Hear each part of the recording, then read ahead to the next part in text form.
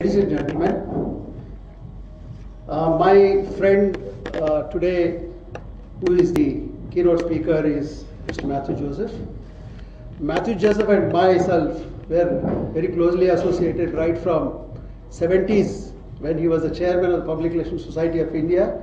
I was a joint secretary, very dynamic and a very well experienced PR person. Before we go on to the actual session,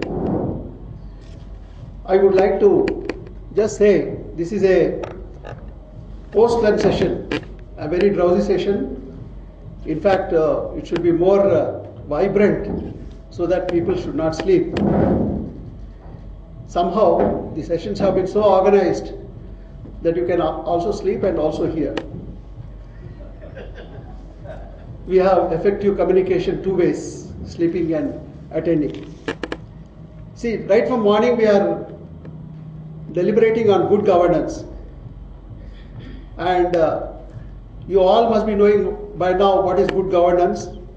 There will be a lot of mind-boggling in your mind that what the government is doing nowadays and what the organization for good governance is doing, how the people are getting affected, what sort of communication is going in between, and how the systems are failing in each area.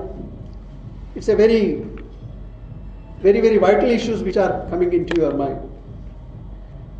See, from the morning deliberations, I only would like to say, because morning some speaker said, good people only can govern good and bad people can only govern bad. Who is going to distinguish between good and bad?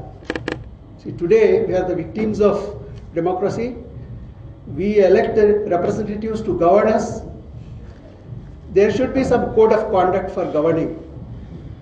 And the people who govern the country.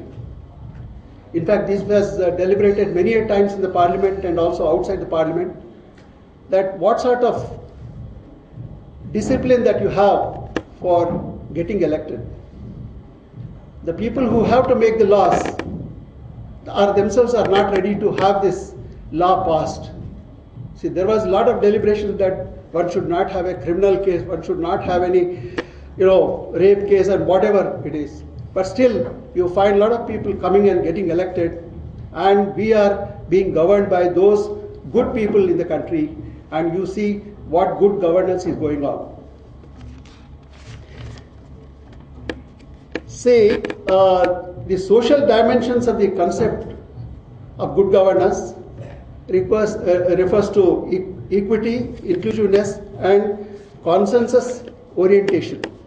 Since there are so many actors that need to be involved in the process of good governance, one of the elements that must be taken into consideration is consensus orientation. Right from morning we have been discussing about the consensus.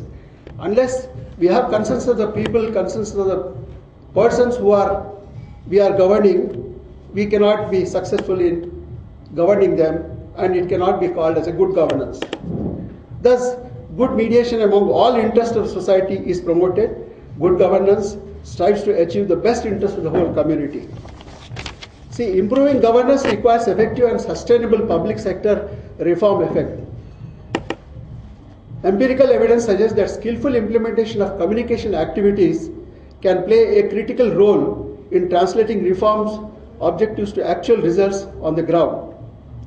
The World Bank's Communication for Governance and Accountability program has learned from global experience that the success and sustainability of reform on both the supply and demand sides often hinges on opinion, attitude, and behavior change among key stakeholders.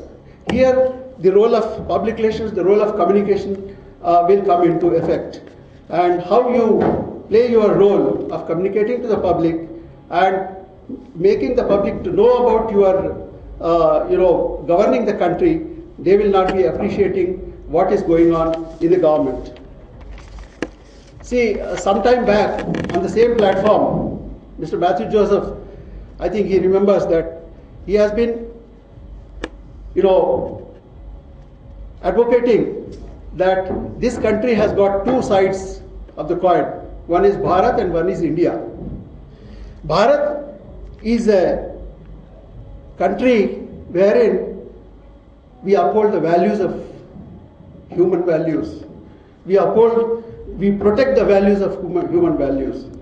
We have a cultural heritage of thousands of years. That is called Bharat.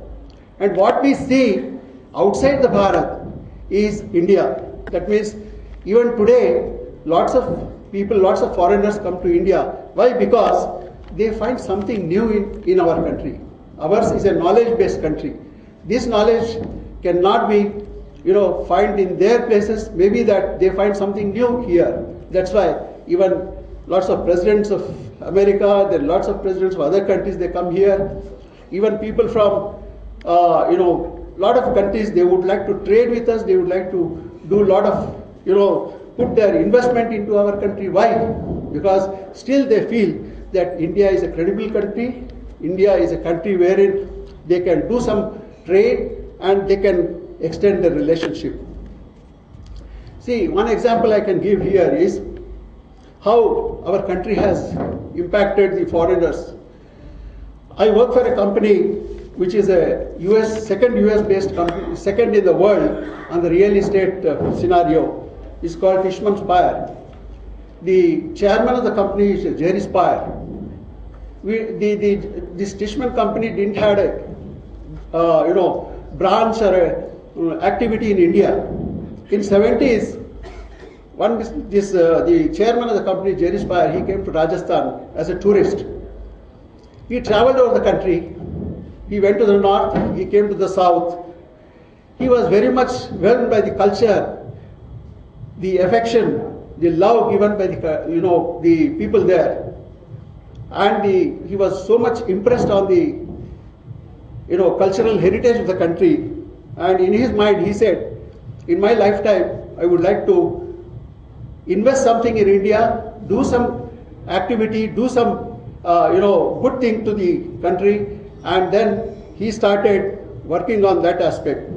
Though our company has got a global presence in almost 22 countries, including China, then in 2005 when the FDI regulations were liberalized, the company has invested about 5,000 crores into India, buying some properties all over the countries, and they have started this construction activity and also the fundraising activity. That's how our country has been taken abroad as a very progressing country, very good country, but within the country, what is happening, we only know. So it is the governance that matters much for the country, for the people who are living in this country. That's why we talk of good governance. And with these few words, I think I will set the ball rolling, and Mr. Matthews will be able to tell more about the aspects of public relations and communications which go into the good governance. Thank you very much.